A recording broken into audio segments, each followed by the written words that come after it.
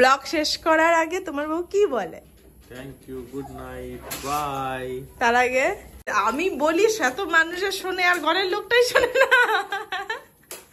এত সময় লাগলো বলতে, তোমার তো পাশে দাঁড়িয়েই বলি আমি। Good morning everyone. আজ হচ্ছে শনিবার। আজকে মেয়ের ড্রয়িং কম্পিটিশন আছে স্কুলে 9টার থেকে। তো যাবো, ও আমাদেরকে ড্রপ করে দিয়ে একেবারে বেরিয়ে যাবে। এখানে ম্যাডাম খাচ্ছে সকালবেলাতে ওটসের খিচুড়ি, একেবারে খেয়ে যাবে, কোনো টিফিন দেবো না। আর এখানে ম্যাডামে বলছি ওর বাবার মুসলি রেডি হয়ে গেছে, ও আজকে ব্রেকফাস্ট করে যাবে, এসে খাবে দুপুরবেলায়। আর আমার চা আর বিস্কুট। ব্রেকফাস্টটা বাড়িতে এসেই করব, ও আমাদেরকে নামিয়ে দিয়ে চলে যাবে। আর মেয়ের আজকে কোনো টিফিন নেই, ওর যখন হয়ে যাবে মানে আমাদের ওখানে ওয়েট করতে হবে, যখন হয়ে যাবে তখনই ছেড়ে দেবে এক একটা বাচ্চাকে, যার যখন হয়ে যাবে এরকম ভাবে আর কি। নয়, গুড মর্নিং স্যার। দেখি ব্যাগটা দাও। মাম্মা ঠাকুরকে প্রণাম করো, জীবনে প্রথম কোনো একটা কম্পিটিশনে যাচ্ছ, বলো ঠাকুর নম করো, বলে আমি যেন ভালো করে ড্রয়িং করতে পারি। মন দিয়ে করবে, কাউকে দেখবে না। এর মধ্যে বোর্ড আছে, ক্রেয়ন আছে, আর এটাতে ওনার রেনকোট আর জলের বোতলটা। চলো, যদি জল তেষ্টা পাই, যাও। বাবা জুতো পরিয়ে দিচ্ছে। রেডি হয়ে গেছি, চলো আর কি ম্যাডামকে দিয়ে আসি। দিয়ে আসবো না, একেবারে দিয়ে নিয়ে আসবো।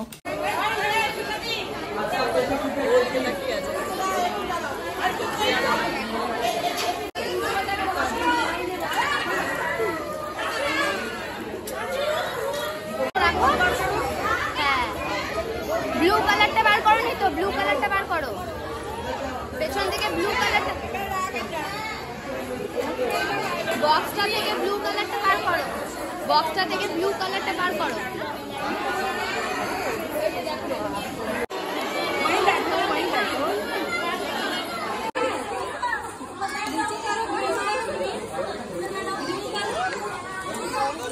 কম্পিটিশনে বাড়ি যাচ্ছি। এই যে আমার মুসলি আর ম্যাডামের একটু ওটসের খিচুড়ি খাইয়ে দেবো। আর কম্পিটিশন তো কমপ্লিট হয়ে গেছে, বাড়ি চলে এসেছি। ও ক্রেয়ন করেছে মোটামুটি, যদিও আমি দেখতে পাইনি। পাঁচটি বাচ্চা ওদের মানে নার্সারি থেকে, নার্সারি A B দুটো সেকশন থেকে উইনার হয়েছে, তাদেরকে প্রাইজ দেবে। তো ওরা রয়েছে, বাকি গার্জেনরা সব বাচ্চা নিয়ে বাড়ি চলে এসেছে। তার মধ্যে আমিও একজন, কারণ আমি জানি প্রাইজও পাবে না, ওর যা ক্রেয়নের অবস্থা। হলো একটানে না কাজকর্ম করে নিয়েছি আজকে, একটু আর বসিনি। ব্রেকফাস্ট কমপ্লিট করার পরে ঘরটা ঝাড় দেওয়া ছিল না, ঝাড় দিলাম। আর ঘরে তো আজকে একটা মানে কাজও ধরতে পারিনি মেয়েকে স্কুলে নিয়ে যাওয়ার সময়তে আগে আর কি। আর বাড়িতেও আস্তে আস্তে লেট হয়ে গেছে, তাই একটানা সব কমপ্লিট করে নিয়েছি। আর বৃষ্টিও শুরু হয়ে গেছে, তাই ওকে বললাম একটু বিরিয়ানি নিয়ে আসো, অনেকদিন বিরিয়ানি খাইনি, ওয়েদারে পুরো জমে যাবে। পুরো অন্ধকার হয়ে গেছে, বাকি যাই হোক কিচেন পরিষ্কার হয়ে গেছে। রাতের এখানে তরকারিও করে রেখে দিয়েছি, করিনি একদমই তা না, আলু আর পেঁপের তরকারি, মোছা ঝাঁট দেওয়া সব কমপ্লিট। আর এই যে ম্যাডাম এখানে খেতে বসে গেছেন, উনার ভাত, ডাল, ঘি, পেঁপে আলুর তরকারি আর ডিম সেদ্ধ। বন্ধ করে দিলে পুরো অন্ধকার। আমাদের এই ঘরটায় রাতে ঘুমিয়ে মজা, সকালে বোঝাই যায় না। বাইরে দেখো বৃষ্টি, সব মেলে দিয়েছি ভেজা।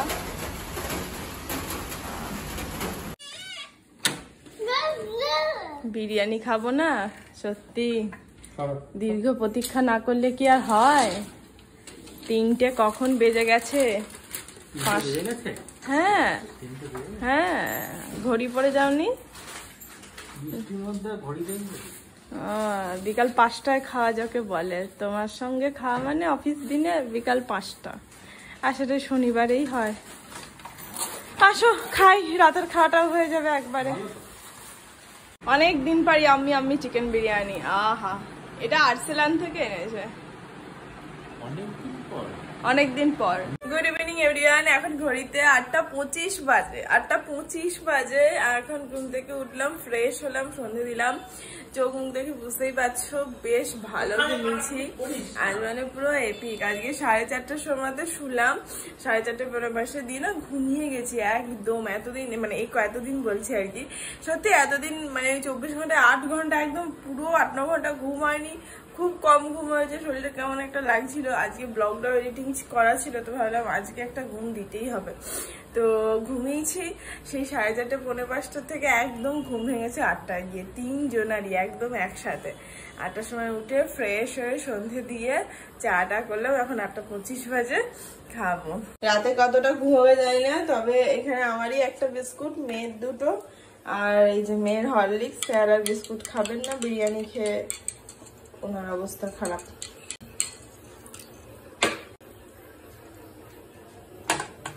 রাতে আর মনে হয় না কেউ ঘুমাবো। প্রত্যেকটা বাচ্চাকেই একটা করে পেন্সিল কিট দিয়েছে, প্রত্যেকটা বাচ্চাকে। অকারণে হাততালি দিচ্ছিস কেন? তাড়াতাড়ি খা। এই যে ম্যাডামের দুধ রুটি, আর আমাদের হচ্ছে পেঁপে আলুর তরকারি বা পেঁপে আলুর ডালনা বলে অনেকে, আর রুটি। 11টা বাজতে 10 না, 11টা 10 না, 11টা একটু ফাস্ট আছে, 10 মিনিট 5 মিনিট 10 মিনিট বাকি। একটু লেটেই খাওয়াটা শুরু করলাম, পেট ভর্তি রয়েছে বিরিয়ানি খেয়ে। বাকি যাই হোক, খেয়ে দিয়ে নিই। কালকে রোববার আছে, ঝামেলা নেই, চাপ নেই, রান্না অনেকটা করা আছে। আজকে ব্লগটা এখানেই শেষ করছি। দেখা হচ্ছে আবার কালকে নতুন ফ্রেশ একটা ব্লগের সঙ্গে। কি বলো? কি তাই তো? তাহলে শেষের আগে কি বলতে হয়? শেষ করার আগে কি বলে তোমার বউ প্রতিদিন? তাহলে ব্লগ শেষ করার আগে তোমার বউ কি বলে? Thank you, good night, bye. তার আগে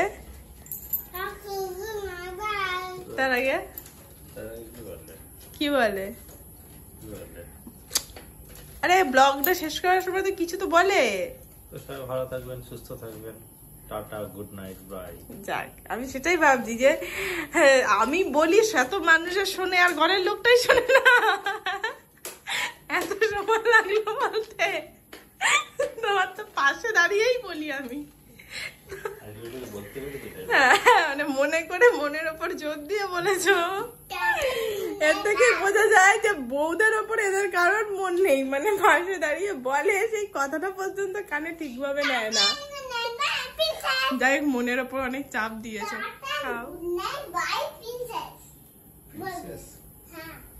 মিল্টি তো প্রিন্সেসই আমাদের। ওই যে ওখানে ছবি রয়েছে বাবার পিছনে, মিল্টি তো আমাদের প্রিন্সেস।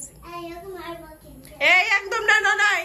যাই হোক, চলো, বর তো বলেই দিল, সবাই অবশ্যই ভালো থেকো, কারণ সত্যি যা দিনকাল পড়েছে এখন, চারিদিকের যা অবস্থা, এখন সাবধানে থাকাটা খুবই দরকার। ভালো সুস্থ থাকা তো অবশ্যই দরকার।